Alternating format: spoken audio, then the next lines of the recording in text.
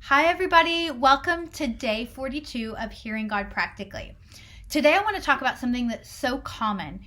Who hasn't, in some form or fashion in their prayer life, gone to God and said, "What should I do?"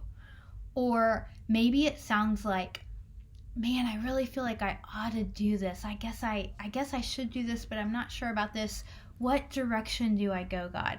It's a normal question, but I want to bring your attention to two words that's in that dialogue: should and ought. When you hear the word should and ought in your dialogue, it's really important to take those phrases and immediately ask Jesus to speak to it. Because sometimes we assume that the voice of should and ought is God's, when really often should and ought comes from a sense of obligation or self-judgment or legalism rather than the fresh connection that comes from the heart of God. God speaks in a way that not only encompasses morality, but he appeals to the heart of who you are. He will speak to your identity.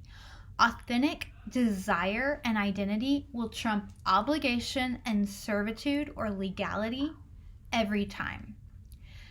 Let Jesus take your old habitual thought patterns that have a lot of shoulds and oughts in them. Sometimes that comes from people pleasing or just the way we were raised. This is how it should be. Let him take those shoulds and oughts and let him speak to it. Ask Jesus, what shoulds or oughts whisper to me? What shoulds and oughts am I hearing or feeling? Jesus, here's the should that I heard, but what do you want me to know right there from your heart to mine?